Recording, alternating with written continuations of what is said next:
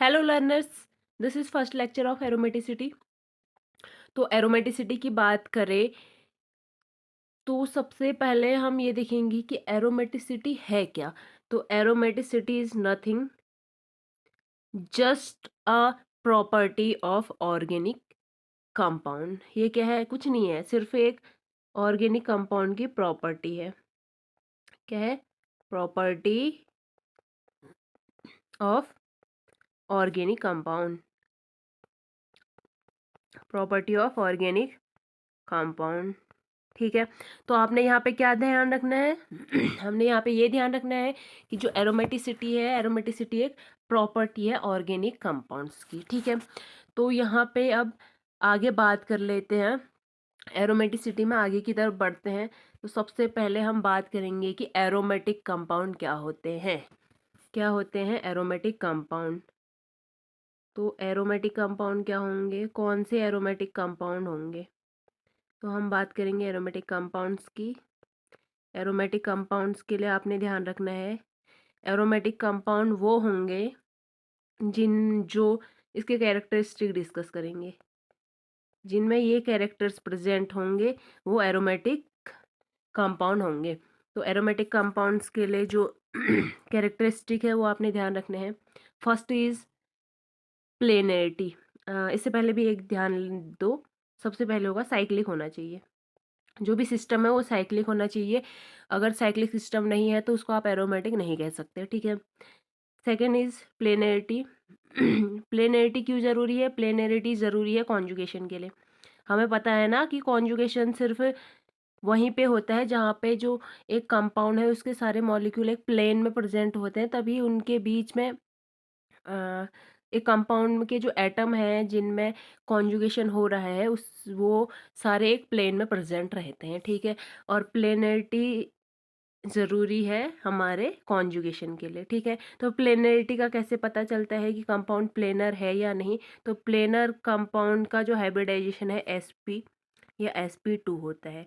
sp और sp2 hybridised जो orbitals हैं या जो हाइब्रिडाइजेशन sp2 और sp कंटेन किए हुए, मतलब जिसका भी हाइब्रिडाइजेशन sp और sp2 है वो हमारे प्लेनरिटी में आते हैं, वो प्लेनर होते हैं। ठीक है। नेक्स्ट इज इनका जो यहाँ पे जो है कॉन्जुगेशन होना चाहिए, कंप्लीट कॉन्जुगेशन प्रेजेंट होना चाहिए। ऐसा नहीं कि आधा कॉन्जुगेट कर रहे हैं देन आफ्टर दैट छोड़ दे रहे हैं, कॉन्जुगेशन आगे है ही नहीं। तो ऐसा नहीं होना चाहिए। जो कॉन्जुगेशन है वो कंप्लीट कॉन्जुगेशन होना चाहिए। एक रिंग में कंप्लीट कॉन्जुगेशन मतलब चारों तरफ घूमना चाहिए। तो कंप्लीट, यहाँ पे कंप्लीट कॉन्जुगेशन प्रेजेंट होना चाहिए। ठीक है। कंप्लीट कॉन्जुगेशन यहाँ पे सीधा सीधा कहने का मतलब है कि इलेक्ट्रॉन्स का डिलोकेलाइजेशन पूरे रिंग में आपको देखने को मिलना चाहिए। इलेक्ट्रॉन डिलोकेलाइज होना चाहिए पूरी रिंग में। आगे बात करें तो जो हकल्स रूल है, ये जो है हकल्स रूल को फॉलो करने चाहिए। Follow Huckel's rule. Aromatic compound Huckel's rule को फॉलो करते हैं। ठीक है। तो हकल्स रूल क्या है? एरोमेटिक कंपाउंड हकल्स रूल को फॉलो करते हैं और हकल्स रूल है 4n+2 number of pi electron. Huckel's rule के अकॉर्डिंग एरोमेटिक कंपाउंड वो होंगे जिनके पास 4n+2 number of pi electron present होगा, जहाँ पे पाई एक इंटीग्रल नंबर है, जहाँ पाई एक इंटीग्रल नंबर होगा। ठीक है। आगे आगे है कि हर बारी हमें क्या ये देखने की नीड है? नहीं। आप सिर्फ ये देख लीजिए कि जो नंबर ऑफ पाई बॉन्ड है किसी कंपाउंड में वो ऑड है या इवन है। अगर odd number of pi bond है किसी कंपाउंड में, odd number of pi bond है, इसकी बात हमने पहले भी की थी जीओसी के लेक्चर में। Odd number of pi bond होंगे तो odd number of pi bond के केस में जो कंपाउंड होगा वो एरोमेटिक होगा। हमेशा याद रखना, हमेशा अगर odd number of pi bond होंगे तो कंपाउंड एरोमेटिक होगा। और आपने यहाँ पर एक और चीज़ ध्यान रखनी है, जो हमारे एक्स्ट्रा जो लॉन पेयर होते हैं और जो नेगेटिव चार्ज होता है उसको आपने पाई बॉन्ड में कंसिडर करना है। ठीक है। उसको आपने कहाँ कंसिडर करना है? पाई बॉन्ड में। यहाँ पे आप लॉन पेयर या जो नेगेटिव चार्ज है इसको भी पाई बॉन्ड में कंसिडर करेंगे। ठीक है। अगला कैरेक्टरिस्टिक जो इलेक्ट्रोफिलिक सब्स्टिट्यूशन रिएक्शन है, जो एरोमेटिक कंपाउंड है वो हमेशा इलेक्ट्रोफिलिक सब्स्टिट्यूशन रिएक्शन देते हैं, तो ये ESR देते हैं। ESR भी कौन सा, एरोमेटिक, एरोमेटिक ESR देते हैं, यानी कि एरोमेटिक इलेक्ट्रोफिलिक सब्स्टिट्यूशन रिएक्शन ये देते हैं। कौन देते हैं, एरोमेटिक कंपाउंड देते हैं, ठीक है। तो aromatic compound aromatic electrophilic substitution reaction देते हैं। और जो इलेक्ट्रोफिलिक एडिशन रिएक्शन है, इलेक्ट्रोफिलिक एडिशन रिएक्शन नहीं देते हैं। इलेक्ट्रोफिलिक एडिशन रिएक्शन ये नहीं देते हैं, नॉट गिव, ठीक है। तो यहाँ पे क्या क्या चीज़ें सीखी उसको एक बारी और देख लेते हैं। सबसे पहले ये कह रहा है कि एरोमेटिक कंपाउंड वो होंगे जो, एरोमेटिक कंपाउंड कौन सा होगा, एरोमेटिक कंपाउंड वो होंगे जो साइक्लिक होंगे। अगर एक हमारे पास इस तरीके से है और दूसरा हमारे पास इस तरीके से है, तो एरोमेटिक ये वाला होगा, ये नहीं होगा, ठीक है। चाहे यहाँ पे कंप्लीट कॉन्जुगेशन है, चाहे सारे sp2 है, चाहे बाकी की सारी कंडीशन फुलफिल हो रही है, लेकिन ये रिंग में नहीं है, तो ये एरोमेटिक नहीं होगा। देन अगला कह रहा है प्लेनरिटी होनी चाहिए। तो इसमें अगर आप देखोगे तो ये sp2 है, ये sp2 है, और ये भी sp2 है, यानी कि सारे जो कार्बन है एक प्लेन में प्रेजेंट है। इसका मतलब यहाँ पे जो प्लेनरिटी है वो प्रेजेंट है, ठीक है। तो प्लेनरिटी को इस तरीके से आप यूज़ करके देखेंगे। उसके बाद कंप्लीट कॉन्जुगेशन एक रिंग में कंप्लीट कॉन्जुगेशन हो रहा है। जैसे मैं यहाँ पे बेंजीन का भी एग्जांपल ले लेती हूँ। हमारा बेंजीन है, ठीक है। तो यहाँ पे बेंजीन को आप देखोगे तो सारे जो पाई ऑर्बिटल्स होते हैं यहाँ पे एक प्लेन में प्रेजेंट होते हैं, सारे पाई ऑर्बिटल्स एक प्लेन में प्रेजेंट होते हैं, ठीक है। तो इसको आप कैसे कंसिडर करेंगे, ध्यान देना। जो मैंने ये रिंग बनाई है, ये वाली जो मैंने रिंग बनाई है, उस रिंग को आप सोच लो, आपके फ़ोन में वो रिंग बनी हुई है, और ये जो ऑर्बिटल्स हैं, ये ऑर्बिटल का एक लोब आपके फ़ोन के ऊपर जा रहा है और दूसरा लोब आपके फ़ोन के नीचे आ रहा है, ऐसे कंसीडर करो। तो इस केस में आप क्या पाएंगे कि ऊपर ऊपर ऊपर वाले लोब क्या है, सारे एक प्लेन में होंगे, नीचे नीचे नीचे वाले लोब एक प्लेन में होंगे। तो यहाँ पर इलेक्ट्रॉन ईजिली कॉन्जुगेट कर सकते हैं, इलेक्ट्रॉन ईजिली मूव कर सकते हैं। तो इसी को कहते हैं एक प्लेन में होना। और इसी तरीके से जो इलेक्ट्रॉन है वो कॉन्जुगेशन में पार्टिसिपेट करते हैं, कॉन्जुगेट करते हैं, ठीक है। तो ये हो गया हमारा, यहाँ पे कंप्लीट कॉन्जुगेशन का मतलब है जो एक इलेक्ट्रॉन है, यहाँ पे डबल बॉन्ड है इसलिए ये पाई बॉन्ड दिखा रखे हैं मैंने। तो ये कह रहे हैं कि सिर्फ अगर इतना सा है तो ये एरोमेटिक नहीं होगा, क्योंकि यहाँ पे कंप्लीट कॉन्जुगेशन नहीं हो रहा है। इधर से इधर चले जाएगा, इधर से इधर, लेकिन इस पोजीशन पे कॉन्जुगेशन नहीं हो पा रहा है, तो यहाँ पे कंप्लीट कॉन्जुगेशन नहीं हो पा रहा है, तो ये एरोमेटिक नहीं होगा। एरोमेटिसिटी के लिए कंप्लीट कॉन्जुगेशन चाहिए, जैसे किसमें होता है, बेंजीन में। देखो बेंजीन में पूरी रिंग में कंप्लीट कॉन्जुगेशन आपको देखने को मिलेगा। ये बॉन्ड इधर ब्रेक होगा तो दूसरा इस साइड और फिर इस साइड, इसका मतलब पूरे रिंग में कॉन्जुगेशन आपको दिख रहा है, ठीक है। आगे है ये देगा कह रहा है aromatic electrophilic substitution reaction. Aromatic electrophilic substitution reaction क्या होते हैं,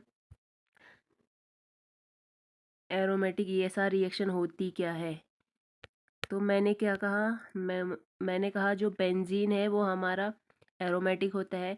तो ये अगर किसी इलेक्ट्रोफाइल के साथ रिएक्शन करेगा, किसी इलेक्ट्रोफाइल के साथ रिएक्शन करेगा, तो यहाँ से जो इलेक्ट्रोफाइल है, इलेक्ट्रोफाइल वो H+ को निकाल देता है और H+ की जगह आ जाता है। तो इसको कहते हैं इलेक्ट्रोफिलिक सब्स्टिट्यूशन रिएक्शन। एक इलेक्ट्रोफाइल ने हाइड्रोजन को सब्स्टिट्यूट कर दिया है और यहाँ पर ये जो इलेक्ट्रोफाइल है वो खुद आके जुड़ जाता है, ठीक है। तो ये हमें एरोमेटिसिटी के केस में देखने को मिलते हैं, लेकिन एरोमेटिसिटी के केस में आपको एडिशन रिएक्शन देखने को नहीं मिलेगी। एडिशन रिएक्शन कुछ इस तरीके से होती है, जैसे मेरे पास यहाँ पे Br2 है, ठीक है। Br2 है, तो अगर एडिशन रिएक्शन होगी तो एडिशन रिएक्शन के बाद इस तरीके से कंपाउंड बनेंगे। एडिशन रिएक्शन का मतलब होता है एक बॉन्ड ब्रेक करके दोनों यहाँ पर ऐड हो गए हैं, ठीक है। तो इस केस में क्या होगा, इस केस में यहाँ पे कॉन्जुगेशन खत्म हो जाएगा, जिस वजह से एरोमेटिसिटी डिस्टर्ब होगी और एक एरोमेटिक कंपाउंड बहुत ज़्यादा स्टेबल होता है, वो नॉन एरोमेटिक में तो चेंज होना ही नहीं चाहेगा, ठीक है। तो यहाँ पे क्या होगा, ये जो एडिशन रिएक्शन है एरोमेटिक कंपाउंड नहीं देंगे। यही चीज़ें हमने पढ़ी थी। हाँ, सारी चीज़ें डिस्कस हो गई हैं। अब हमने एक चीज़ क्या देखनी है कि odd number of double bond होनी चाहिए। Odd number of double bond होनी चाहिए का मतलब है, यहाँ पे देखो पॉजिटिव चार्ज है, सारी कंडीशन फुलफिल कर रहा है, पॉजिटिव चार्ज की वजह से कॉन्जुगेशन हो पा रहा है, ठीक है। लेकिन नंबर ऑफ पाई बॉन्ड कितना है, एक। एक मतलब ऑड, ऑड मतलब एरोमेटिक, ठीक है। अब मैंने कुछ इस तरीके का एग्जाम्पल ले लिया, तो इसमें नंबर ऑफ पाई बॉन्ड कितने हैं, 2। कॉन्जुगेशन तो हो रहा है, देखो यहाँ से यहाँ होगा, इधर से इधर होगा, तो कंप्लीट कॉन्जुगेशन हो रहा है, रिंग है, कंप्लीट कॉन्जुगेशन हो रहा है। लेकिन नंबर ऑफ डबल बॉन्ड कितने हैं, 2। होने कितने चाहिए, ऑड। ये क्या है, इवन। इसका मतलब ये एरोमेटिक नहीं होगा, ठीक है। एरोमेटिसिटी के लिए हमारे पास जितनी कंडीशन है जो भी हमने पढ़ी है, उनके अलावा हमने क्या देखना है कि जो नंबर ऑफ पाई बॉन्ड है वो हमेशा क्या रहना चाहिए, ऑड होना चाहिए, ठीक है। अब सबसे मेन चीज़ जो है, जो हम बार बार पढ़ते हैं कि जो एरोमेटिक कंपाउंड होते हैं वो हाईली स्टेबल होते हैं, हाईली स्टेबल होते हैं, ठीक है। कहीं पर भी एरोमेटिक कंपाउंड बनने की पॉसिबिलिटी होगी तो वो बनेगा ही बनेगा, क्योंकि वो बहुत ज़्यादा स्टेबल रहते हैं, ठीक है। अगर एक तुम्हारे पास क्वेश्चन इस तरीके से आता है, ये तो कौन ज़्यादा स्टेबल होगा, इसमें भी 3 डबल बॉन्ड है, यहाँ भी 3 डबल बॉन्ड है, लेकिन ये रिंग होने की वजह से किस कंडीशन में आ गया, एरोमेटिसिटी की। यहाँ ये एरोमेटिक नहीं है, ठीक है। एरोमेटिसिटी किसको कहते हैं हम, जहाँ पे साइक्लिक रिंग प्रेजेंट रहती है, तो ये हमारा एरोमेटिक हो जाएगा। और ये एरोमेटिसिटी की वजह से ज़्यादा स्टेबल होगा, तो ये रहने वाला है मोर स्टेबल, और ये रहेगा लेस स्टेबल, ठीक है। आगे बढ़ते हैं।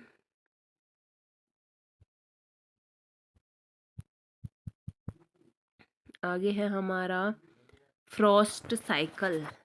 फ्रॉस्ट साइकिल हमें क्या बताने में हेल्प करती है, फ्रॉस्ट साइकिल हमें ये बताने में हेल्प करती है कि जो पिछले दिन अब हम एक चीज़ पढ़ रहे थे कि जो एंटी एरोमेटिक है, इसको लिख लेती हूँ पहले, फिर सारी चीज़ें बता दूंगी। फ्रॉस्ट साइकिल, ठीक है। तो फ्रॉस्ट साइकिल हमें ये बताने में हेल्प करता है कि जो एंटी एरोमेटिक कंपाउंड है उनमें कंप्लीट कॉन्जुगेशन के बाद भी एनर्जी डिक्रीज और स्टेबिलिटी इंक्रीज क्यों नहीं होती है, ठीक है। तो उसका रीज़न फ्रॉस्ट साइकिल से पता चल जाएगा आपको। तो फ्रॉस्ट साइकिल में आपने क्या करना है, अगर आपके पास इस तरीके का मतलब कोई भी कंपाउंड है तो उसका फ्रॉस्ट साइकिल कैसे बनेगा वो आपने चेक करना है, ठीक है। तो ये मैं ले लेती हूँ एक कंपाउंड, इसका फ्रॉस्ट साइकिल कैसे बनेगा। तो फ्रॉस्ट साइकिल के लिए आपको कंडीशन ऐसी रखनी है कि एक कॉर्नर आपका नीचे होना चाहिए और एक कॉर्नर आपका ऊपर होना चाहिए। इसको आप इस तरीके से रखेंगे, ठीक है।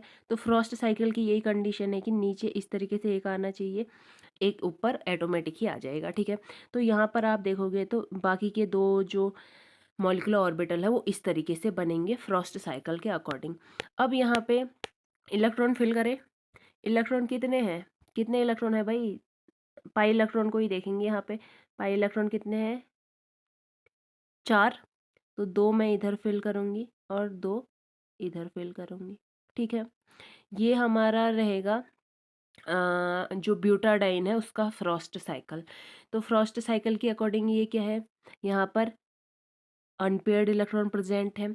अनपेयर्ड इलेक्ट्रॉन प्रेजेंट है तो जो एक तरीके से हम ये कह सकते हैं कि जो नॉन बॉन्डिंग है उसमें अनपेयर्ड इलेक्ट्रॉन प्रेजेंट है, और अनपेयर्ड इलेक्ट्रॉन प्रेजेंस की वजह से ये जो है स्टेबल नहीं होते हैं, यहाँ पे अनस्टेबिलिटी आ जाती है, ठीक है।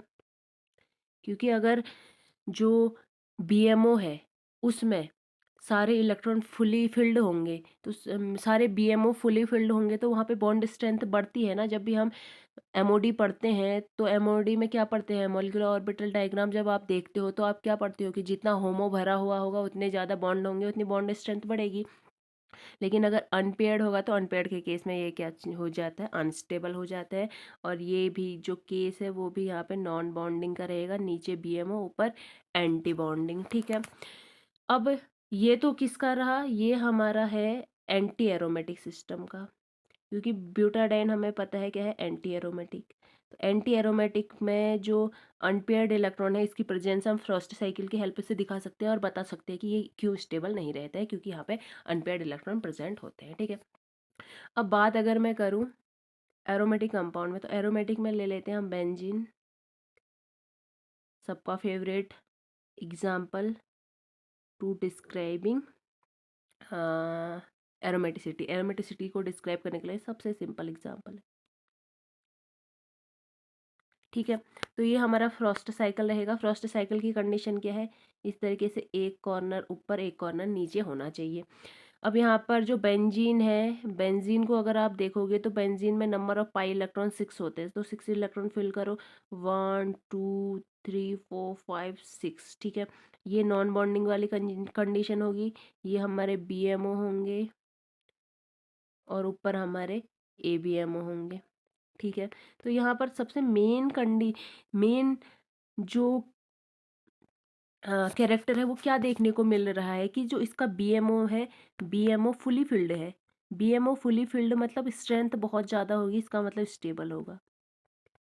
BMO यही तो दिखाता है ना, जितने BMO में इलेक्ट्रॉन ज़्यादा होंगे उतनी बॉन्ड स्ट्रेंथ ज़्यादा होती है। ठीक है, तो ये फ्रॉस्ट साइकिल की हेल्प से आप हमेशा देखेंगे कि जो भी एरोमेटिक कंपाउंड होंगे उसमें BMO फुली फिल्ड होंगे, और एंटी एरोमेटिक कंपाउंड में हमेशा 2 अनपेयर्ड इलेक्ट्रॉन आपको देखने को मिलेंगे। कहीं अगर आपसे पूछता भी है ये क्वेश्चन, जो anti bonding anti aromatic compound है, अगर आपसे कहीं पे पूछता है कि एंटी एरोमेटिक कंपाउंड में नंबर ऑफ अनपेयर्ड इलेक्ट्रॉन कभी भी पूछेगा तो कुछ सोचना समझना मत, लिख आना 2। ठीक है, जो कि इसकी अनस्टेबिलिटी का रीजन भी रहते हैं।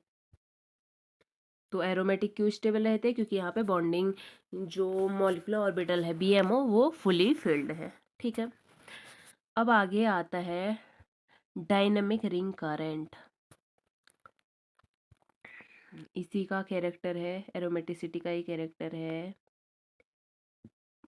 Dynamic sorry diamagnetic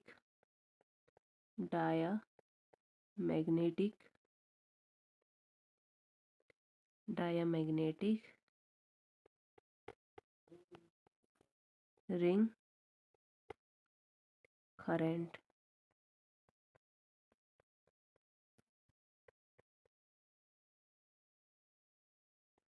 diamagnetic ring current, ठीक है। तो डायामैग्नेटिक रिंग करंट क्या होता है, अगर मैं ले लूँ हमारा aromatic compound which is benzene. ठीक है, तो ये इस तरीके से होता है। अगर आप इसमें रिंग करंट दिखाने का शो करेंगे तो रिंग करंट इसमें इस तरीके से दिखाना पड़ेगा आपको। इस तरीके से यहाँ पर रिंग करंट बनता है। ये रिंग करंट किसकी वजह से बन रहा है, ये रिंग करंट पाई इलेक्ट्रॉन्स की वजह से क्रिएट हो रहा है। ठीक है, तो पाई इलेक्ट्रॉन्स की वजह से इस तरीके से एरोमेटिक कंपाउंड में रिंग करंट क्रिएट होता है। ठीक है, तो अब यहाँ पे जो हाइड्रोजन है, इन हाइड्रोजन के कैरेक्टर चेंज हो जाते हैं। ये हाइड्रोजन हो गया, ये हाइड्रोजन है, ये हाइड्रोजन है, this one and that one, ये सारे हाइड्रोजन है। ठीक है, अब यहाँ पे जो ये वाला हाइड्रोजन है ये आ जाता है डीसिल्डिंग रीजन में। ये कहाँ आ जाता है, डीसिल्डिंग रीजन में, डीसिल्डेड रीजन में आ जाता है। ठीक है, और कैसे आया डिसल्टेड रीजन में, इसके लिए मैं बता देती हूँ आपको। जो आउटर आउटर प्रोटॉन होंगे वो डिसल्टेड होंगे, आउटर प्रोटॉन क्या होंगे, डिसल्टेड होंगे, और जो इनर प्रोटॉन होंगे, जो क्या होंगे, इनर प्रोटॉन, वो सिल्डेड होंगे।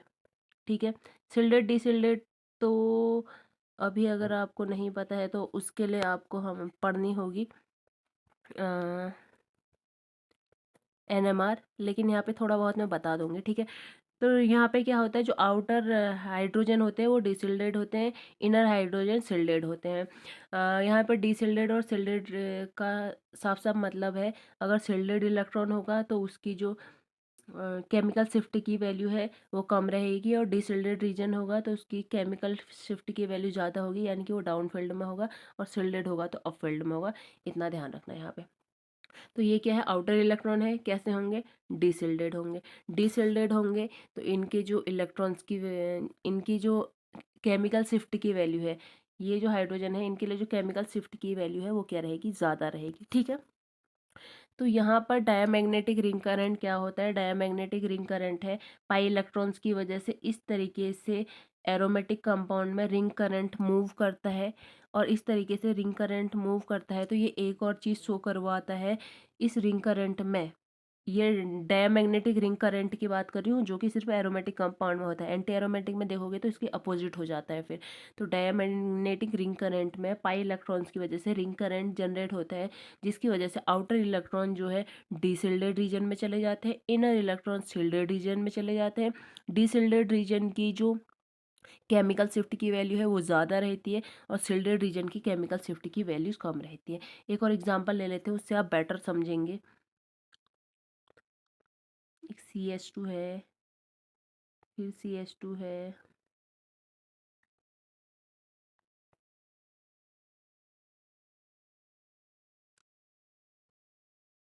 इधर भी सेम है, CH2,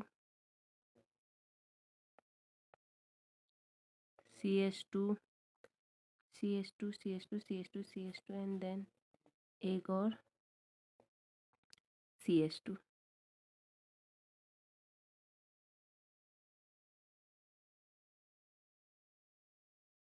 ठीक है, ये कंपाउंड ले लिया मैंने। अब इसमें डायमैग्नेटिक रिंग करंट किस तरीके से शो करेंगे, सॉरी, डायमैग्नेटिक रिंग करंट इसमें हम इस तरीके से शो करेंगे जैसे हमें करना चाहिए।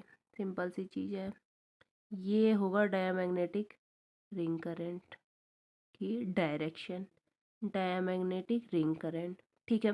तो अब हमने क्या कहा कि जो आउटर हाइड्रोजन है वो किस में आएंगे, हमारे सिल्डेड रीजन, डिसिल्डेड रीजन में आएंगे, इनर सिल्डेड रीजन में आएंगे। तो ये कौन से हैं, ये इनर है, ये हमारे क्या है, इनर है। ठीक है। ये उसके बाद आउटर होगा, ये थोड़ा ज़्यादा आउटर होगा, ये और ज़्यादा आउटर होगा। ठीक है। आउटर मतलब इसके जो नज़दीक नज़दीक रहेंगे, और जो इस रीजन में आएंगे, अंदर के रीजन में, तो वो हमारे सिल्डेड में आएंगे। ठीक है। तो मैं यहाँ पे एक बार केमिकल शिफ्ट की वैल्यू लिख लेती हूँ, जिससे आपको बेटर समझ में आएगा। देखो, इस प्रोटॉन की जो केमिकल शिफ्ट की वैल्यू है 0.5 है। 0.5 इतनी कम क्यों हो गई, क्योंकि ये आ रहा है सिल्डेड रीजन में। इसकी आप देखोगे तो 0.7 है। इसके बाद का सिल्डेड रीजन ये यही है, क्योंकि यहाँ से किस तरफ को जा रहा है, इस तरफ को जा रहा है ना, तो ये अंदर की तरफ आ रहे हैं। उसके बाद इसका होगा 1.55 है, देन इसका होगा, क्योंकि ये तो सबसे ज़्यादा जो डायमैग्नेटिक रिंग करंट है उसके पास में है, तो ये इसका और ज़्यादा होगा। ठीक है। तो इधर तो सेम रहेंगे इस साइड की तरह ही। और यहाँ पे आपको ये समझ आ गया होगा कि किस इलेक्ट्रॉन्स को, कौन से इलेक्ट्रॉन डिसिल्डेड रीजन में जाएंगे और कौन से इलेक्ट्रॉन सिल्डेड रीजन में जाएंगे। डिसिल्डेड और सिल्डेड रीजन यहाँ पर रिप्रेजेंट कर रहे हैं जो वैल्यू है, वैल्यू ऑफ केमिकल शिफ्ट वो ज़्यादा होगी या कम होगी। ठीक है। तो डिसिल्डेड हमारा डाउन फील्ड होता है, और सिल्डेड हमारा अप फील्ड की तरफ रहता है। आगे बढ़ते हैं।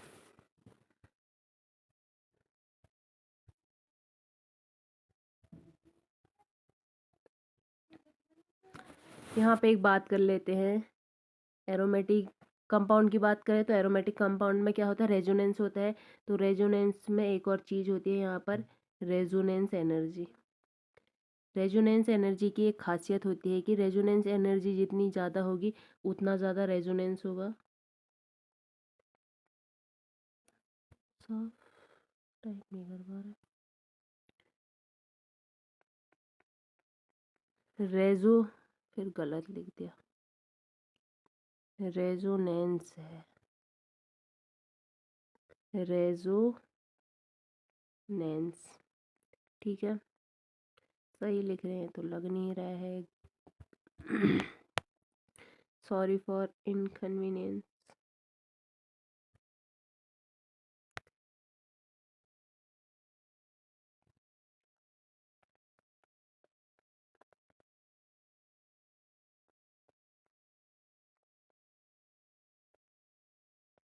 ठीक है।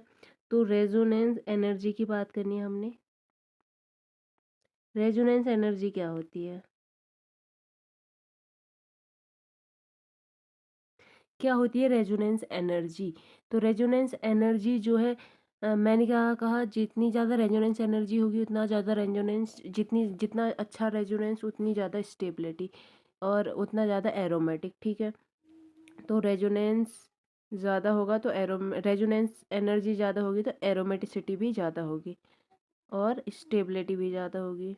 तो क्या वर्ड रखेंगे हम यहाँ पे कि स्टेबिलिटी हमारी ज़्यादा हो, स्टेबिलिटी डायरेक्टली प्रोपोर्शनल होती है रेजोनेंस एनर्जी के, और एरोमेटिसिटी का भी सेम केस है। ठीक है।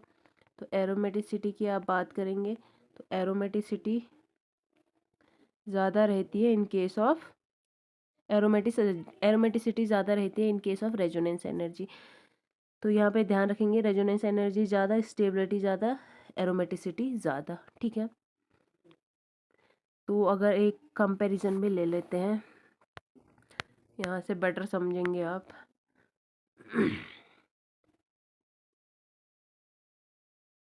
एक क्वेश्चन पूछ लेते हैं। द क्वेश्चन इज कि किसकी रेजोनेंस एनर्जी का ऑर्डर क्या होगा इनमें। हमने क्वेश्चन ये डाल दिया है कि रेजोनेंस एनर्जी का ऑर्डर क्या होगा। ठीक है। तो रेजोनेंस एनर्जी का ऑर्डर आपने बताना है।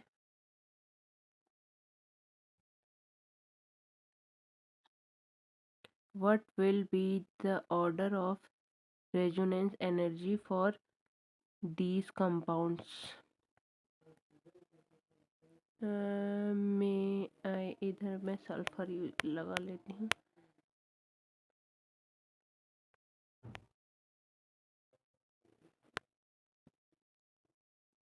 ठीक है। फ्यूरेन बच रहा है, वो भी ले ही लेते हैं। इसको क्यों छोड़े भाई, तुम ही बच रहे हो, तुम भी आ जाओ। ठीक है। तो ये इसमें हमने रेजोनेंस एनर्जी का ऑर्डर निकालना है। तो रेजोनेंस एनर्जी का ऑर्डर क्या होता है? रेजोनेंस का ऑर्डर, एरोमेटिसिटी का ऑर्डर। एरोमेटिसिटी हमें पता है सबसे ज़्यादा एरोमेटिक कौन रहता है? बेंजीन होता है। ठीक है। बेंजीन एरोमेटिक इसलिए ज़्यादा रहता है क्योंकि अगर एरोमेटिसिटी की कंडीशंस देखोगे तो इनमें से सबसे अच्छे से फुलफिल कौन करेगा? बेंजीन ही करेगा। ठीक है। देन आफ्टर दैट, क्योंकि यहाँ पे इलेक्ट्रॉन इजीली कॉन्जुगेट होंगे ना, यहाँ तो नाइट्रोजन आने की वजह से ग्रुप में जो है थोड़ा सा डिफरेंस देखने को मिल रहा है, अलग अलग ग्रुप है तो थोड़ी सी कंजुगेशन में यहाँ पर कॉन्जुगेशन डगमगा सकता है। ठीक है। तो यहाँ पे इसके बाद ये रहता है हमारा एरोमेटिसिटी में। क्यों? क्योंकि एरोमेटिसिटी के लिए यहाँ पे 3 बॉन्ड है, जबकि इनके पास 2 बॉन्ड रहते हैं और एक लोन पेयर यहाँ पे पार्टिसिपेट करता है। फिर हमारा सल्फर वाला कंपाउंड आएगा। सल्फर वाला इसलिए आएगा क्योंकि सल्फर की इलेक्ट्रोनेगेटिविटी कम होती है, तो इजीली इसके जो लोन पेयर है डोनेशन में चले जाएंगे और कॉन्जुगेट करेंगे तो एरोमेटिसिटी बढ़ जाएगी। फिर उसके बाद नाइट्रोजन वाला पायरोल आएगा, देन फ्यूरेन आएगा। ठीक है। तो थायोफिन पहले रहेगा, फिर पायरोल रहेगा, फिर फ्यूरेन रहेगा, और उससे पहले पिरिडिन रहेगा, और उससे पहले हमारा रहने वाला है बेंजीन। ठीक है। तो ये तो रहा एरोमेटिसिटी का ऑर्डर। लेकिन आपको ऑर्डर चेक कर, आपको पता नहीं है रेजोनेंस एनर्जी का ऑर्डर। तो रेजोनेंस एनर्जी का ऑर्डर भी तो एरोमेटिक सिटी का ही ऑर्डर है या स्टेबिलिटी का ही ऑर्डर है। अगर आपसे रेजोनेंस एनर्जी पूछता है, या अगर आपसे स्टेबिलिटी पूछता है, या आपसे पूछता है यहाँ पे एरोमेटिसिटी, तो तीनों के केस में अगर मैं इसको ए बी सी डी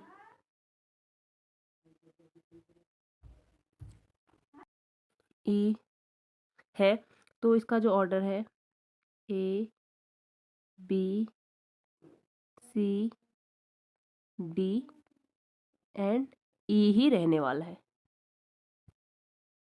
ठीक है। तो ये हमारा आंसर रहेगा इस क्वेश्चन का। इस क्वेश्चन से जो ऊपर वाला कॉन्सेप्ट है वो इजीली समझ भी आ गया होगा। आगे बढ़ते हैं।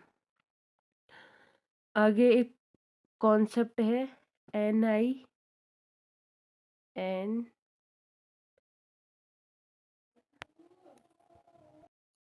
This is N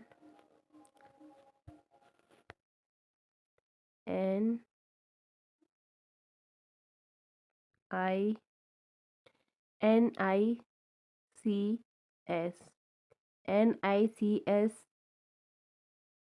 is the abbreviation for nuclear independent chemical shift. तो ये क्या है, न्यूक्लियर इंडिपेंडेंट केमिकल शिफ्ट है। न्यूक्लियर इंडिपेंडेंट केमिकल शिफ्ट होता क्या है, न्यूक्लियर इंडिपेंडेंट केमिकल शिफ्ट की बात करेंगे तो जो एब्सोल्यूट मैग्नेटिक शील्डिंग है उसको बताने के लिए ये यूज़ होता है। और इसकी वैल्यूज़ जो होती है, इसकी वैल्यूज़ निकल के आती है। इसकी वैल्यूज़ अगर नेगेटिव आएगी, इसकी वैल्यू अगर नेगेटिव आएगी तो एरोमेटिक कंपाउंड होगा। कहने का मतलब है जितनी ज़्यादा नेगेटिव आएगी उतना ज़्यादा एरोमेटिक होगा। और NICS यानी कि न्यूक्लियर इंडिपेंडेंट केमिकल शिफ्ट की वैल्यू पॉजिटिव आएगी तो ये एंटी एरोमेटिक होगा। ठीक है, तो ये क्या होगा, एंटी एरोमेटिक होगा। और जितनी ज़्यादा पॉजिटिव आएगी उतना ज़्यादा एंटी एरोमेटिक होगा। ठीक है, तो इसको भी एग्जांपल के थ्रू समझ लेते हैं। सिंपल सा कॉन्सेप्ट है, NICS nuclear independent chemical shift क्या बताता है, जो एब्सोल्यूट मैग्नेटिक शील्डिंग है उसको कैलकुलेट करने का एक मेथड है। ठीक है, और इससे पता क्या चलता है कि कोई कंपाउंड कितना ज़्यादा एरोमेटिक है या कितना अच्छा एंटी एरोमेटिक है। अगर NICS की वैल्यू नेगेटिव आती है तो एरोमेटिक होगा, मोर नेगेटिव होगी तो ज़्यादा एरोमेटिक होगा, लेस नेगेटिव होगी तो कम एरोमेटिक होगा। और इन द अदर हैंड अगर पॉजिटिविटी की बात करें, NICS की वैल्यू पॉजिटिव होगी तो एंटी एरोमेटिक होगा। जितना ज़्यादा पॉजिटिव उतना ज़्यादा anti aromatic, and less positive means less anti aromatic. तो एक कंपाउंड है बेंजीन, जो कि हमारा फेवरेट रहता है। तो बेंजीन की बात करेंगे आप तो इसकी जो NICS की वैल्यू है वो है -10.6। ठीक है, उसके बाद हमारा एक और कंपाउंड आता है नेफ्थलीन। नेफ्थलीन की अगर बात करें आप, नेफ्थलीन की क्या बात करूं मैं, नेफ्थलीन की मैं बात करूं NICS की वैल्यू, तो इसकी जो NICS की वैल्यू है वो 10.8 रहती है। ठीक है, इस रिंग के लिए भी 10.8 एंड इस रिंग के लिए भी 10.8 ही रहेगी। देन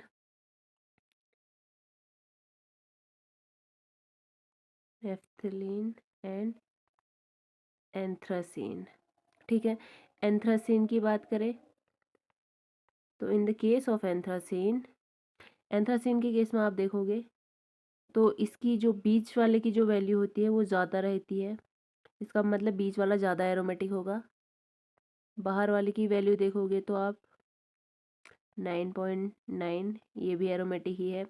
और इसका देखोगे तो ये भी 9.9 ही है, क्योंकि नेगेटिव है तो एरोमेटिक ही है। ठीक है, तो यहाँ पर आप देख सकते हैं कि वैल्यूज से हमें पता चलेगा कि कौन सी रिंग ज़्यादा एरोमेटिसिटी को रिप्रेजेंट कर रहा है, कौन सा कम एरोमेटिसिटी दिखाता है। ठीक है, तो यहाँ से हमें क्या पता चल रहा है, यहाँ से हमें एक चीज़ पता चल रही है, दैट इज़ जो एरोमेटिसिटी है वो इंक्रीज होती है टूवर्ड किसकी तरफ, जब हम मूव करते हैं सेंटर की तरफ, टूवर्ड्स द सेंटर।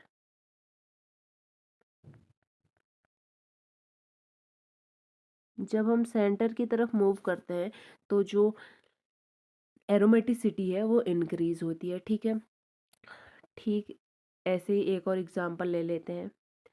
अगर आपने जो हमारा एंथ्रासीन होता है उसमें फर्दर एक और बेंजीन रिंग को इस तरीके से ऐड कर लिया तो ये हमारा इस तरीके का कंपाउंड बनेगा। ठीक है, तो ये जो कंपाउंड होगी इसमें आप अगर NICS की वैल्यूज़ देखोगे तो बाहर वालों के लिए 9.9। कैसा 9.9, क्योंकि एरोमेटिक तो है ही, एरोमेटिसिटी की तो सारी कंडीशन फॉलो कर रहा है। 9.9 अंदर के दोनों का है 13.1। ठीक है, तो ये क्या दिखा रहा है कि बाहर से अंदर की तरफ जाने पर एरोमेटिसिटी इंक्रीज होगी। ठीक है, अब इसका एक एक्सेप्शन भी है। एक्सेप्शन है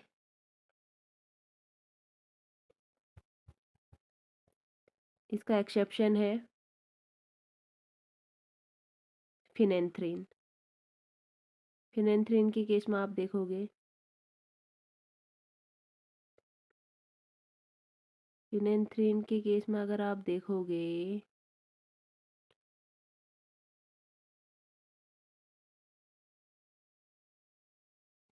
फिनेंथ्रीन के केस में अगर आप देखते हो तो बाहर की जो वैल्यू है वो ज़्यादा रहती है। बाहर की वैल्यू है 10.2 और अंदर की जो वैल्यू है वो कम रहेगी। अंदर की वैल्यू यहाँ पर रहती है 7.6 के समथिंग। दोनों नेगेटिव होगा क्योंकि एरोमेटिक तो अभी भी है, ठीक है। तो 7.6 समथिंग रहती है अंदर, बाहर रहती है 10.2। इसका मतलब ये एक्सेप्शन है, केस है किसका, जो हम ऊपर NaCS की वैल्यूज़ देख रहे थे, जिसमें हम कह रहे थे कि न्यूक्लियस की तरफ जाने पर, अंदर की तरफ जाने पर जो एरोमेटिसिटी है वो इंक्रीज होती है, NaCS की वैल्यू इंक्रीज होती है। तो ये इसका एक्सेप्शन है, ठीक है। आगे बढ़ेंगे हम एंटी एरोमेटिसिटी की तरफ। एरोमेटिसिटी हो गया हमारा। अब हमने देखना है एंटी एरोमेटिसिटी क्या होता है। एरोमेटिसिटी सिंपल था। एंटी एरोमेटिसिटी भी, एरोमेटिसिटी आपको समझ आ गया तो एंटी एरोमेटिसिटी में भी कुछ नहीं है। Anti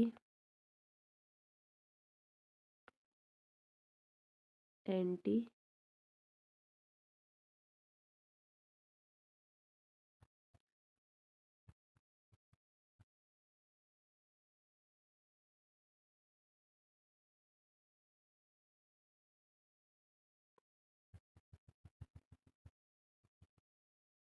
anti aromaticity,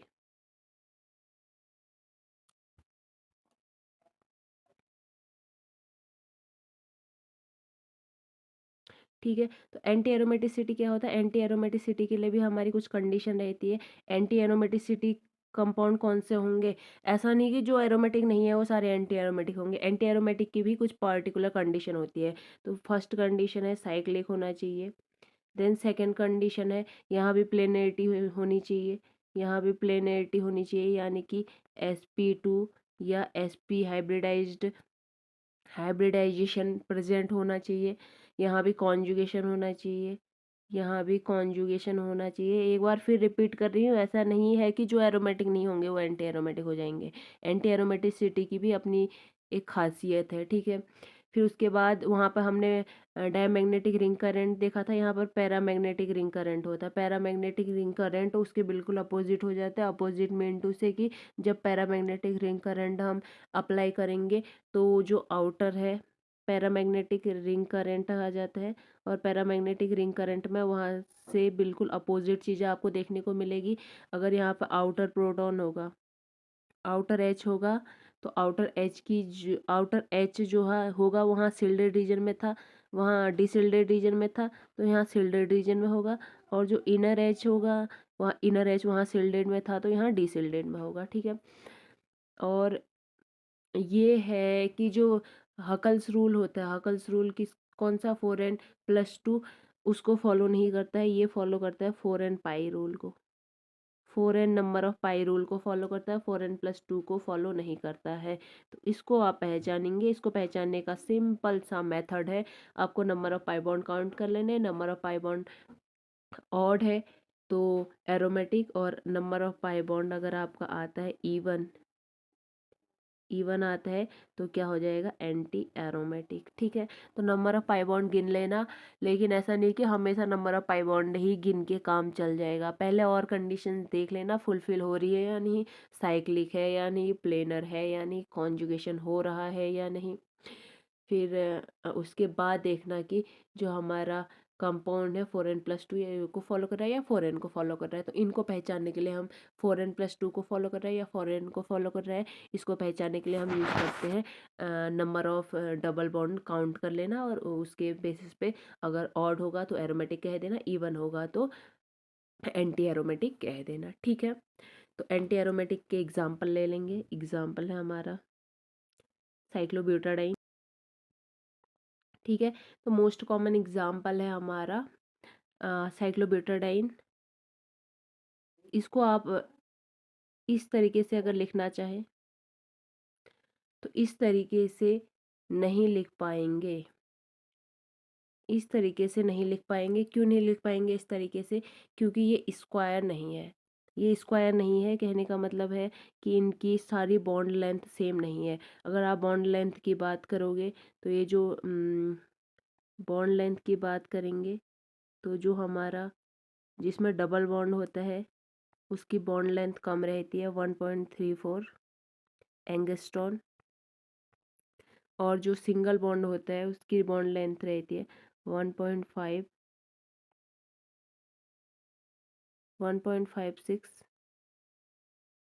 angstrom. ठीक है, तो ये हमारा बॉन्ड लेंथ का सीक्वेंस रहने वाला है। तो इसमें देख लेना कि हाँ, हमने ये देखना है कि ये पाई बॉन्ड है या सॉरी एरोमेटिक है या एंटी एरोमेटिक। कैसे देखेंगे? कितने डबल बॉन्ड है? दो। दो मतलब ईवन, ईवन मतलब एंटी एरोमेटिक। तो हम क्या कहेंगे इसको? इसको हम कहेंगे एंटी एरोमेटिक कंपाउंड। ठीक है, अब ये जो एंटी एरोमेटिक कंपाउंड होते हैं, हमें पहले भी इससे भी पता है एंटी एरोमेटिक कंपाउंड जो होते हैं अनस्टेबल रहते हैं। ठीक है, तो अनस्टेबल होंगे तो ये नॉर्मल टेम्परेचर पर तो आपको देखने को नहीं मिलेंगे। ये एग्जिस्ट होता है, एग्जिस्ट आपको देखने को मिलेगा बहुत कम टेम्परेचर पर, लो टेम्परेचर पर। ठीक है, तो लो टेम्परेचर पर ये आपको दिख जाएगा, अदरवाइज ये आपको दिखेगा भी नहीं। ठीक है, और यहाँ पे जो ब्यूटाडाइन है इसको आप इस ब्यूटाडाइन को आप डाइन की तरफ भी यूज़ कर सकते हैं, डाइईन की तरह भी, और डाइनोफाइल की तरह भी यूज़ कर सकते हैं। तो डाइन और डाइनोफाइल की तरह कैसे यूज़ करना है वो बता देती हूँ मैं तुम्हें। डाइन की तरह कैसे यूज होगा और कैसे डाइनोफाइल की तरह यूज होगा। तो सबसे पहले इसको यूज़ कर लेते हैं हम एज ए डाइनोफाइल। ये हमारा ब्यूटाडाइन है। पेन बहुत गंदा वर्क कर रहा है, उसके लिए आई एम रियली सॉरी। तो पहले देख लेते हैं कि डाइनोफाइल की तरह ये कैसे बिहेव करेगा। एज ए डाइनोफाइल, डाइनोफाइल है इधर पे, समझ जाना प्लीज़। ये डाइनोफाइल है, तो डाइनोफाइल की तरह कैसे बिहेव करेगा? डाइनोफाइल कौन से होते हैं? हमें पता है कि जब हम 4+2 एडिशन करते हैं तो एक वहाँ पे डाइन होता है, एक डाइनोफाइल होता है। तो जो डाइन होता है उसके दोनों बॉन्ड रिएक्शन में पार्टिसिपेट करते हैं और डाइनोफाइल का एक बॉन्ड पार्टिसिपेट करता है।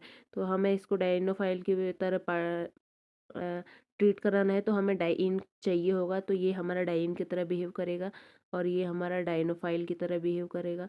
ये डाइनोफाइल की तरह बिहेव करेगा तो यहाँ पर 4+2 साइक्लो एडिशन होगा। 4+2 साइक्लो एडिशन के बाद आपको देखने को मिलेगा ये यहाँ पर, ये यहाँ पर। ठीक है, तो आपको 6 मेंबर रिंग एक ऐसे देखने को मिलेगी। बाकी जो 4 मेंबर्ड है एज इट इज़ रहेगी। ये double bond as it is रहेगा। यहाँ का डबल बॉन्ड इस तरीके से बन जाएगा और ये बॉन्ड इस तरीके से बन जाएगा। कैसे होता है? ये बॉन्ड ऊपर की तरफ ब्रेक कर लेना, इधर को इस तरीके से ब्रेक कर लेना, इसको इस तरीके से ब्रेक कर लेना, यहाँ पे इजीली आपका कंपाउंड मिल जाएगा। तो ये तो इसने बिहेव किया डाइनोफाइल की तरह। अब डाइन की तरह कैसे बिहेव करता है? तो डाइन की तरह बिहेव करवा लेते हैं। डाइन मतलब अब की बार इसके दोनों इलेक्ट्रॉन, इसके दोनों पाई बॉन्ड यूज़ होंगे। तो डाइनोफाइल के लिए हम कोई दूसरा यूज़ कर लेते हैं। डाइनोफाइल के लिए मैंने इस तरीके से कुछ यूज़ कर लिया। तो यहाँ पे कंपाउंड क्या बनेगा? यहाँ भी 4+2 साइक्लो एडिशन होगी, 4+2 साइक्लो एडिशन होगी। तो यहाँ पे क्या होगा? ये अब की बार डाइनोफाइल की तरह यूज़ होगा। तो इसके दोनों बॉन्ड यहाँ पर पार्टिसिपेट करेंगे, इसका एक बॉन्ड पार्टिसिपेट करेगा। ये डाइइन है अब की बार, ये डाइनोफाइल है। तो कंपाउंड कुछ इस तरीके से बनेगा। इस तरीके से कंपाउंड आपको यहाँ पे देखने को मिलेगा। ठीक है, तो आप यहाँ पे देख लेंगे कि कैसे ये डाइइन और डाइनोफाइल दोनों की तरह बिहेव करता है। डाइइन और डाइनोफाइल को अच्छे से हम फिर समझेंगे जब हम पेरिसाइक्लिक पढ़ रहे होंगे। ठीक है, तो अभी आपको इतना समझ लेना है कि डाइन और डाइनोफाइल यूज होते हैं 4+2 साइक्लो एडिशन में, और डाइइन जो होता है उसमें 2 इन यानी कि 2 डबल बॉन्ड रहते हैं, और डाइनोफाइल में एक डबल बॉन्ड होता है। ठीक है, अब ये जो है, क्योंकि ये एंटी एरोमेटिक है, स्टेबल तो रहते नहीं है, तो यहाँ पर जो स्टेबल नहीं होगा तो क्या होगा, बहुत ज़्यादा रिएक्टिव होगा। तो इसकी रिएक्टिविटी को कम करने के लिए काम किया जाता है। क्या किया जाता है वो मैं बता देती हूँ। इसकी रिएक्टिविटी को कम करने के लिए जो साइक्लोब्यूटाडाइन है, इसकी रिएक्टिविटी को कम करने के लिए एक चीज़ तो हम कर सकते हैं कि जो इसके हाइड्रोजन है उनको हटाकर बल्कि एल्किल सब्स्टिट्यूएंट लगा दें। बल्कि एल्किल सब्स्टिट्यूएंट लगा देंगे तो यहाँ पे क्या होगा, मैंने इधर भी कोई बहुत बड़ा आर ग्रुप लगा दिया। आर ग्रुप मैं यहाँ पे कंसिडर कर लेती हूँ, कोई टर्सरी ब्यूटाइल ग्रुप लगा दिया, ठीक है। यहाँ भी यही आर ग्रुप लगा दिया मैंने, चारों तरफ यही आर ग्रुप लगा दिया है। अब चारों तरफ यही आर ग्रुप लगाएंगे तो नॉर्मली क्या होता था, ध्यान देना यहाँ पे मैं क्या कहना चाह रही हूँ। नॉर्मली क्या होता था, नॉर्मली क्योंकि ये बहुत ज़्यादा क्या था, रिएक्टिव था, तो ये अपने जैसे के साथ मिलकर, अपने जैसे के साथ, अगर इसको कोई और रिएक्शन के लिए मिल रहा है तो उसके साथ इजीली रिएक्शन कर लेगा, क्योंकि बहुत ज़्यादा रिएक्टिव है। कोई नहीं मिलेगा तो ये अपने जैसे के साथ मिलकर यहाँ पर क्या बना दे रहा था, कहने का मतलब है डाइमराइज हो जा रहा था, अपने जैसे के साथ मिलकर इस तरीके का कंपाउंड बना ले रहा था।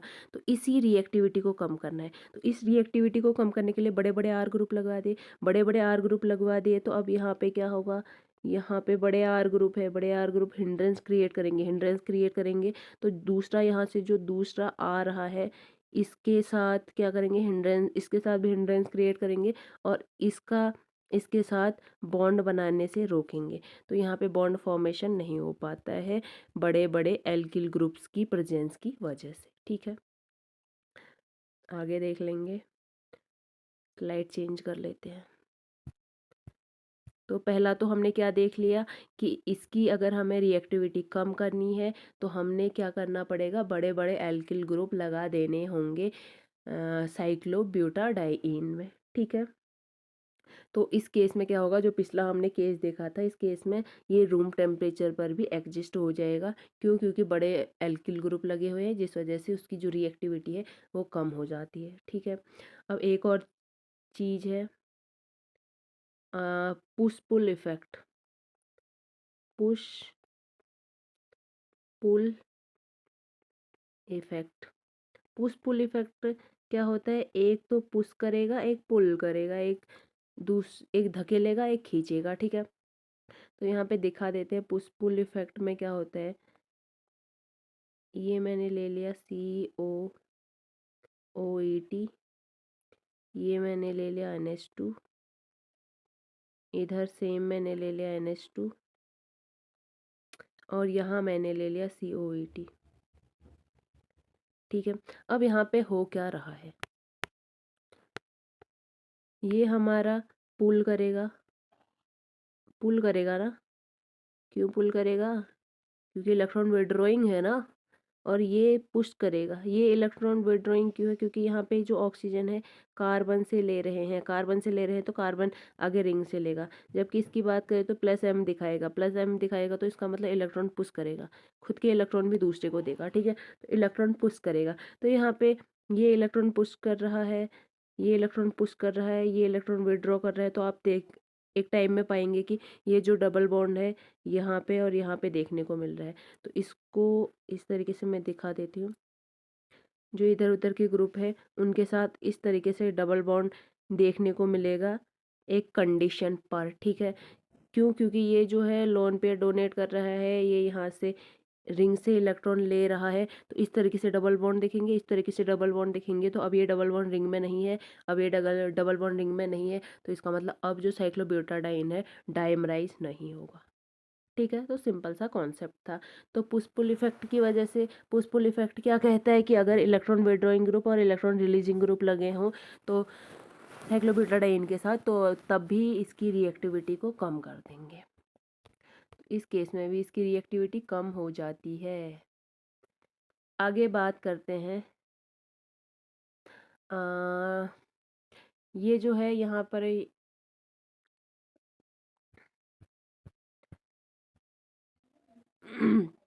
आगे देख लेते हैं। अगर एक इस तरीके से कंपाउंड कहीं पे आपको देखने को मिलता है। ये रिंग है, रिंग से आयरन जुड़ा हुआ है CO3, तो ये स्टेबल होता है। स्टेबल यहाँ पे इसके स्टेबल होने का रीज़न होता है ये कंपाउंड किस तरीके से बनेगा। यहाँ पे ये इलेक्ट्रॉन ऊपर की तरफ जाएगा, सॉरी बॉन्ड ऊपर की तरफ अगर मैं ब्रेक करूँ तो यहाँ पे नेगेटिव चार्ज आएगा, यहाँ पे पॉजिटिव चार्ज आएगा। आयरन क्या है, मेटल है, इलेक्ट्रॉन डोनेट करेगा, 2 इलेक्ट्रॉन इसके पास है, ठीक है। पहले इलेक्ट्रॉन से ये इस पॉजिटिव को न्यूट्रलाइज कर देगा और दूसरे इलेक्ट्रॉन से इस पॉजिटिव चार्ज को नेगेटिव चार्ज में कन्वर्ट कर देगा। तो रिजल्टेंट क्या होगा, रिजल्टेंट होगा यहाँ पे 2 नेगेटिव चार्ज आ जाएंगे विद 1 डबल बॉन्ड, तो total number of double bond कितने हो जाएंगे, 6। इसका मतलब अब ये क्या हो गया, एरोमेटिक। अब ये एरोमेटिक हो गया, इसका मतलब अब ये स्टेबल है, ठीक है। तो कई ऐसे आपको रिजल्टेंट देखने को मिलेंगे, जैसे ये है, ये भी स्टेबल होगा, दोनों ऊपर भी पॉजिटिव चार्ज है, नीचे भी पॉजिटिव चार्ज। क्यों स्टेबल होगा, क्योंकि यहाँ भाई नंबर ऑफ डबल बॉन्ड 1 है, 1 मतलब इवन, इवन मतलब एरोमेटिक, ठीक है। ऐसे ही ये भी क्या होगा, स्टेबल होगा क्योंकि एरोमेटिक है, ठीक है। जबकि ये स्टेबल नहीं था, ठीक है। क्यों नहीं था, क्योंकि ये एंटी एरोमेटिक था। अब कुछ क्वेश्चन ले लेते हैं।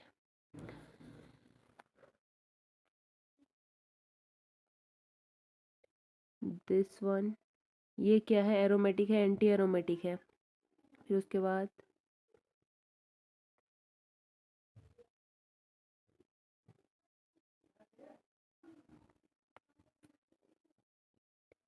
ये एरोमेटिक है या एंटी एरोमेटिक है। और एक और है,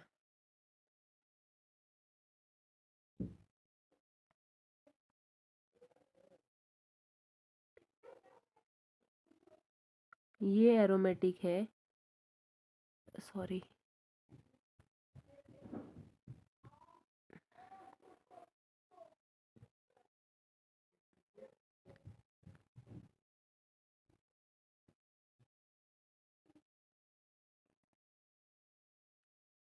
ये एरोमेटिक है या एंटी एरोमेटिक, ठीक है। तो इन सब में अगर बात कर ले तो इसको देखो, सारी कंडीशन फॉलो कर रहा है, ठीक है, लेकिन नंबर ऑफ डबल बॉन्ड कितने हैं, 2, 2 मतलब एंटी एरोमेटिक, ठीक है, कोई दिक्कत नहीं है। इसको देखो, सारी कंडीशन फॉलो कर रहा है एरोमेटिसिटी और एंटी एरोमेटिसिटी की। Number number of pi bond count करोगे तो 1 2 3 और एक ये भी तो है, लोन पेयर भी तो काउंट होंगे इसमें, 4, 4 है, 4 है मतलब एंटी एरोमेटिक। दोनों ही क्या है, एंटी एरोमेटिक है, ठीक है। लेकिन यहाँ पर अब आप देखोगे, मैं एक चार्ज लगाना भूल गई, नेगेटिव चार्ज, तो इसको आप देखोगे तो यहाँ भी आप कहोगे कि जो नंबर ऑफ पाई बॉन्ड है 4 है, इसका मतलब एंटी एरोमेटिक होना चाहिए, लेकिन ये एंटी एरोमेटिक नहीं होता है, इसका ध्यान रखना, ये इम्पोर्टेंट केस है। एंटी एरोमेटिक नहीं होता है ये, इस तरीके से इसका स्ट्रक्चर कुछ इस तरीके से होता है, टब शेप में, इस तरीके से इसका स्ट्रक्चर रहता है, ठीक है। यहाँ पे नेगेटिव चार्ज गोल बन जाएगा, लेकिन नेगेटिव नहीं बनेगा ये, यहाँ पे नेगेटिव चार्ज है, ठीक है। और ये हमारा डबल बॉन्ड हो गया, ये डबल बॉन्ड हो गया और ये डबल बॉन्ड हो गया। तो ये जो कंपाउंड होता है इस तरीके से इस शेप में रहता है, इस शेप में रहेगा तो यहाँ पे कॉन्जुगेशन नहीं हो पाएगा, और कॉन्जुगेशन नहीं हो पाएगा तो एंटी एरोमेटिक के लिए क्या ज़रूरी है, एंटी एरोमेटिक की कंडीशन जब पढ़ते हैं तो साइक्लिक प्लेनेरिटी कॉन्जुगेशन, कॉन्जुगेशन जरूरी है। तो यहाँ तो भाई कॉन्जुगेशन हो ही नहीं पा रहा है, कॉन्जुगेशन नहीं होगा तो ये एंटी एरोमेटिक नहीं होगा, ना तो ये एरोमेटिक है ना ये एंटी एरोमेटिक है, तो ये चले जाता है नॉन एरोमेटिक के केस में। कहाँ चले जाता है, नॉन एरोमेटिक के केस में। आप ध्यान देना, कंपाउंड में आप सारी चीज़ें चेक करेंगे, अगर कंपाउंड में को जब चेक कर रहे हैं तो उस टाइम आपने सारी चीज़ें चेक करनी है, देखना है एरोमेटिसिटी की कंडीशन फॉलो कर रहा है या एंटी एरोमेटिसिटी की। अगर दोनों की ही कंडीशन फॉलो नहीं कर रहा है तो फिर वो नॉन एरोमेटिक की तरफ जाता है, ठीक है। तो ये हमारा क्या रहेगा, नॉन एरोमेटिक, ठीक है। तो आज के लेक्चर में इतना ही रखते हैं। अब कल को बात करेंगे नॉन एरोमेटिक क्या होते हैं, ठीक है। तो यहाँ पे नॉन एरोमेटिक का थोड़ा-सा बता दिया है कि ये नॉन एरोमेटिक होता है, तो यहाँ से हम कल को स्टार्ट करेंगे कि नॉन एरोमेटिक कंपाउंड कौन से होते हैं। तो आज हमने बेसिकली पढ़े क्या, एरोमेटिक और एंटी एरोमेटिक। इसके बाकी जितने भी है कल को पढ़ेंगे, फिर उसके बाद आगे की तरफ बढ़ेंगे, ठीक है। तो आज के लेक्चर में इतना ही रखते हैं। Thank you.